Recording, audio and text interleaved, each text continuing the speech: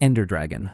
The Ender Dragon is Minecraft's first official boss, and the creature most players consider the game's final challenge.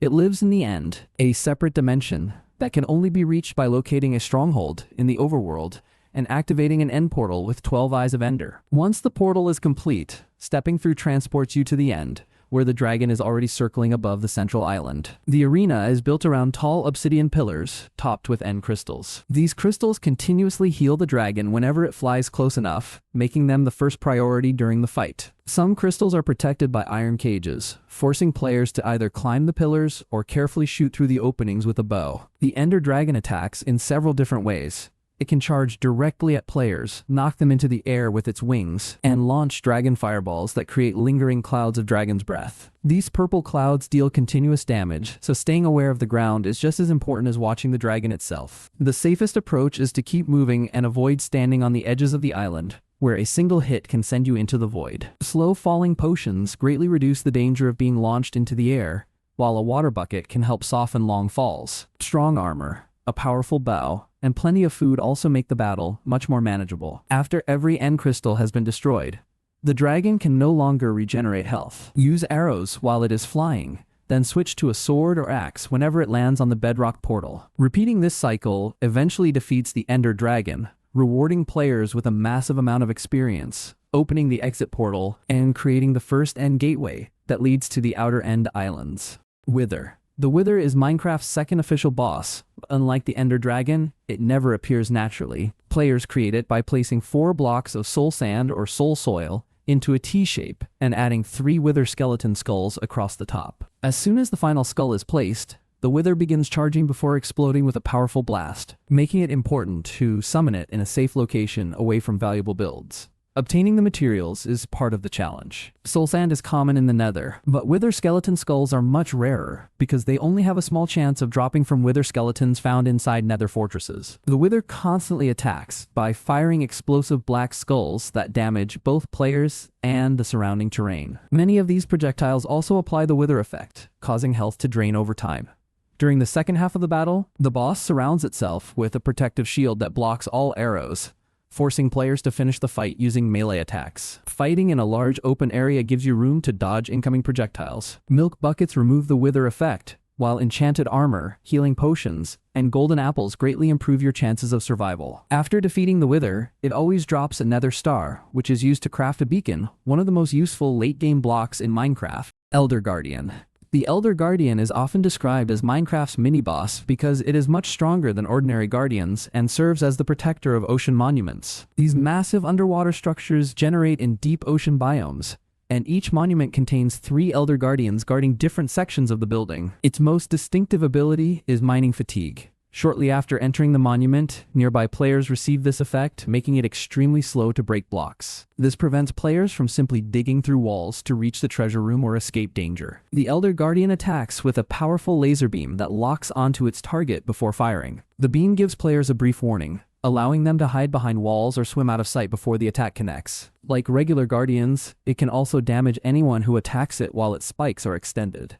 Preparation is especially important because every fight takes place underwater. Water-breathing potions allow players to stay submerged for extended periods, while night vision makes the Dark Monument much easier to explore. Armor enchanted with Respiration and Depth Strider also improves underwater survival and movement. Using the monument's walls as cover is one of the safest ways to avoid the laser attack. Clearing nearby guardians first also reduces the number of enemies attacking at the same time. Once you are close enough, an enchanted sword or trident can quickly defeat the Elder Guardian. Eliminating all 3 removes the mining fatigue effect from the monument and allows players to safely collect valuable prismarine blocks, gold, and hidden sponge rooms. Warden. The Warden is not officially classified as a boss, but many players treat it like one because of its enormous health and unmatched damage. It can be found deep underground in the deep dark biome, especially beneath ancient cities. Unlike most hostile mobs, it does not appear simply because an area is dark. Instead, it emerges only after a Skulk Shrieker has been activated several times. The Warden is completely blind and hunts using vibrations, sounds, and its sense of smell. Sprinting, jumping, placing blocks, opening chests, or firing arrows can all reveal your position. This makes encounters feel more like stealth missions than traditional combat.